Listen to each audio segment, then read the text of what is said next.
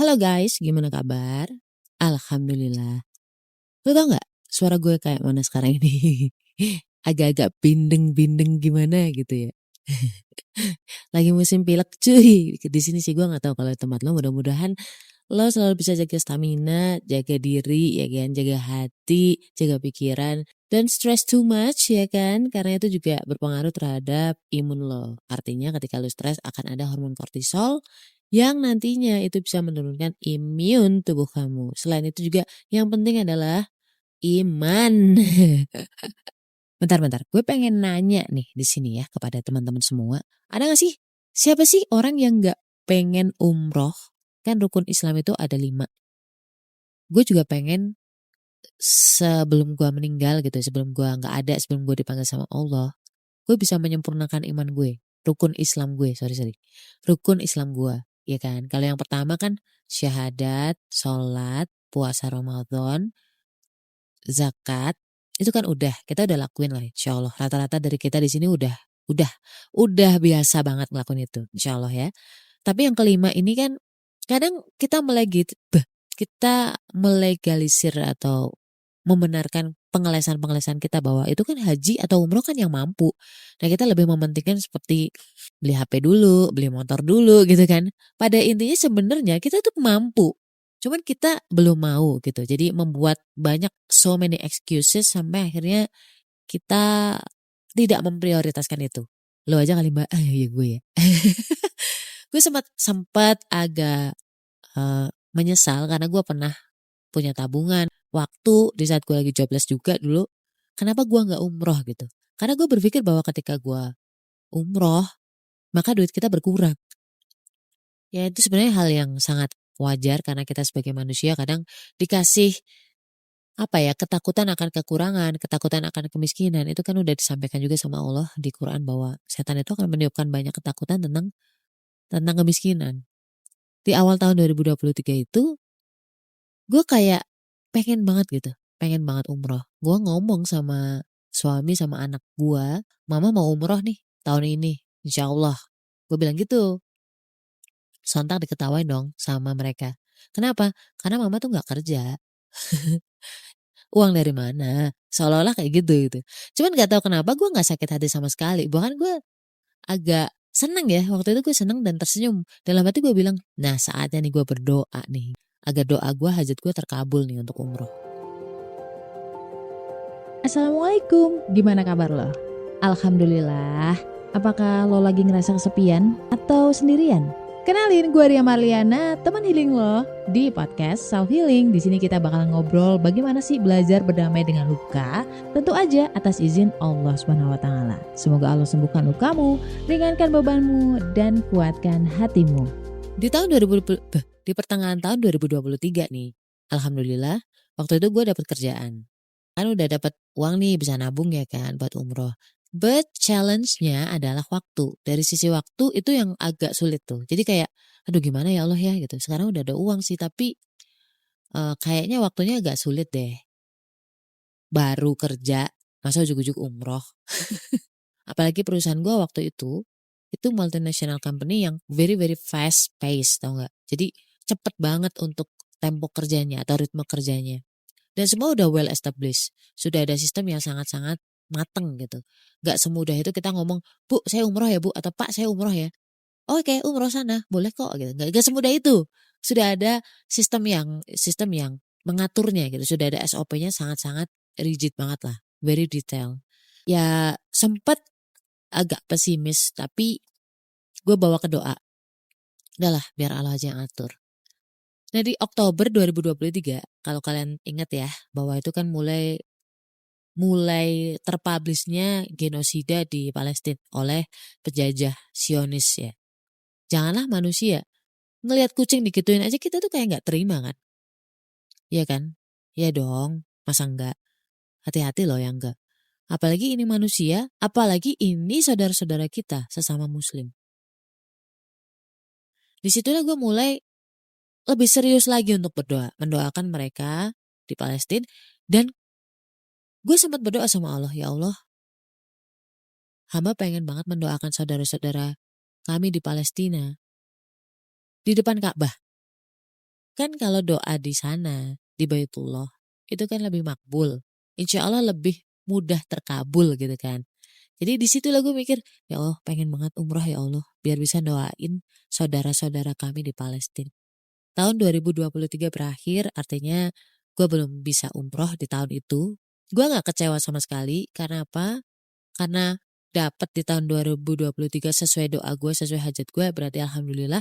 Toh kalau misalkan tertunda atau ditunda, berarti Allah punya waktu yang lebih tepat buat gue. Dari Februari kalau nggak salah ya, kalau nggak Januari, Februari, Maret lah. Pokoknya awal tahun 2024. Gue ngeliat status temen kantor gue. Dia umroh. Ya dia lebih senior sih. Jadi logikanya kan dia udah punya cuti, jatah cuti yang cukup untuk umroh.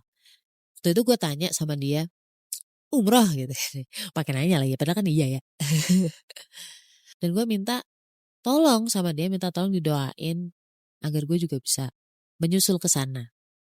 Dan gue gak lupa untuk mengucapkan doa ketika melihat orang lain mendapat nikmat. Dimana kita intinya mendoakan bahwa nanti doanya gue share, tapi intinya bahwa kita mendoakan orang itu agar nikmatnya ditambah dan kita mendapatkan juga nikmat yang lebih utama dari itu. Sebagai bentuk ikhtiar gue mulai mencari tahu nih budget atau ya range harga ketika kita umroh.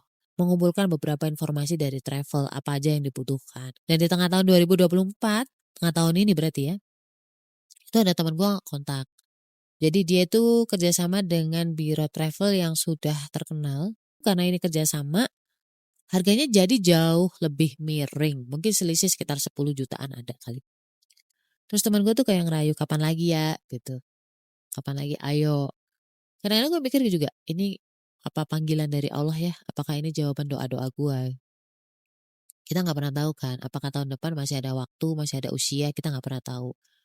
Jangankan tahun depan gitu, bulan depan belum tentu, besok juga belum tentu. Ini kesempatan emas nih menurut gue waktu itu gitu. Cuma sempat galau juga karena ya tadi gue bilang bahwa kerjaan gue tuh bener-bener yang fast pace. Misal pun gue umroh, gue harus tetap kerja. Ini agak dilema buat gue, karena buat gue ketika umroh, apalagi umroh pertama, pengennya itu ya fokus. Iya kan? Fokus buat ibadah aja. Nggak ada yang namanya embel-embel kerjaan, apalagi mikir duniawi gitu. Agak galau di situ. Akhirnya gue istikharah teman-teman. Dikasih mimpi, gue sholat di depan Ka'bah. Gue tipe orang yang jarang mimpi guys. Jadi ketika ada mimpi, itu buat gue tuh berarti banget. Apalagi gue sedang gak mens. Jadi kadang-kadang memang kalau lagi mens, ya ada aja lah mimpi yang aneh-aneh gitu kan. Tapi ini lagi gak mens. Kalau misalkan panggilan kebaikan itu kita lewatkan begitu aja, kita nggak tahu kapan lagi akan ada panggilan jiwa seperti itu kan. Jadi nggak pakai lama, keesokan harinya, jadi malamnya mimpi, paginya atau siangnya gue lupa, gue langsung ngabarin temen gue, oke, gue ikut gitu. Nah sekarang challenge-nya adalah dari sisi waktu. Dari sisi waktu dimana, aduh kalau misalkan gue tetap bekerja, gue nggak bisa dapat jatah cuti untuk umroh. Jadi mau nggak mau gue harus kerja di sana. Di Baitullah gitu, di Mekah, di Madinah. Dan gue nggak mau. Jujur nih, gue nggak mau kalau yang itu. Jadi ini udah ketok palu bahwa gue pengennya kalau misalkan bisa umroh itu ya fokus, nggak mikirin kerja, karena kerjaan gue tuh termasuk yang under pressure, ya target oriented, dan very very concerned about activity, daily activity loh, harus ada reportnya. Jadi waktu itu gue sempat ngomong sama atasan gue, saya ada rencana umroh pak, tapi kayaknya agak sulit pak kalau misalkan saya tidak terganggu dengan kerjaan di sana. Challenge-nya adalah di top manajemennya yang agak pushy, very very under pressure di situ. Jadi gue waktu itu sempat agak galau juga, agak nekat juga ya waktu itu ya. Jadi gue memutuskan untuk mengundurkan diri. Ya kan, makanya kalau teman-teman nanya, mbak gue mau resign tapi bingung, aduh jangan nanya gue, karena gue tipenya gue nggak masalah untuk resign gitu. Apalagi gue beberapa kali dengar kajian tentang umroh, dan umroh itu menghapuskan dosa dan menghapuskan kefakiran, seperti api menghapuskan karat besi. Jadi gue yakin banget kalimatnya Allah tuh, Allah nggak pernah ingkar janji. Jadi gue nggak takut ketika memutuskan untuk mengundurkan diri dari perusahaan itu gitu. Ya karena percaya sih, yakin aja, percaya sama Allah gitu. Tawakal kan, tawakal itu bergantungnya sama Allah aja. Dan itu gue udah sering banget buktiin banyak kali ya, bukan cuma 1-2 kali, banyak kali. Hidung gue agak mupet nih, jadi maafkan ya. Insya Allah Allah akan cukupkan. Cukupkan nggak cuma buat gue, tapi juga buat keluarga gue yang gue tinggalin. So the next adalah persiapan gue ketika mau umroh. Ini bisa jadi ibroh buat teman-teman semua insya Allah. Yang pertama dan very basic, very fundamental, ini fondasi banget ya. Jangan muka doang yang dikasih fondasi, tapi juga ibadah-ibadah kita juga harus ada fondasinya. Fondasi yang paling utama atau fundamental adalah kita ke sana itu untuk ibadah. Oke? Kita ke sana untuk ibadah. Sekali lagi, kita ke sana untuk ibadah. Ketika gue tahu niat gue untuk ibadah, gue nggak ada pikiran untuk ngonten. Jadi yaudah, gue memutuskan untuk memakai HP lama aja, walaupun HP-nya gampang drop. Jadi nggak usah lama, nggak usah lah yang ngerekam lama gitu, ngerekam 3 menit itu udah dropnya mungkin 10-20%.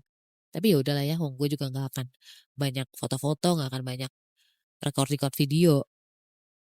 Nah, lalu yang gue persiapkan waktu itu yang kedua adalah technical atau operational thing lah. Kayak misalkan obat, multivitamin, gue searching di YouTube, ya nonton-nonton apa sih yang mereka persiapkan secara teknis, koper dan kawan-kawan, baju berapa. Lalu berikutnya yang gue siapin tentu masalah administrasi ya, kayak misalkan paspor, itu kan kita bikin sendiri. Ya bun, Masya Allah, Alhamdulillah gue tag berkali-kali karena mampet hidungnya. Oke lanjut, jadi gue sempat mikirin masalah pesawat ya kan, ekonomi nih, pesawatnya Indigo, transit di mana, terus kayak apa di sana. Jadi gue tuh malah pusing masalah fasilitas, kayak hotel misalkan hotelnya fasilitasnya kayak gitu ya, hotelnya kayak gini ya, kok agak beda ya sama yang di Indonesia walaupun sama-sama bintang 3 gitu.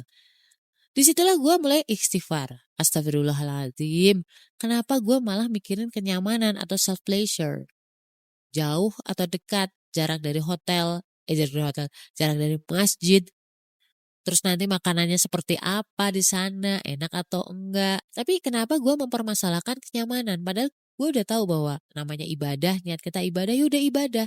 Pasti akan ada banyak ketidaknyamanan di sana. Itu udah hal biasa.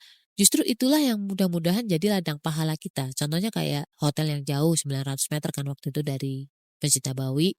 750 meter dari Masjid Nabawi dan 900 meter dari Masjidil Haram. Itu kan cukup lumayan jauh ya, mungkin bagi sebagian besar orang.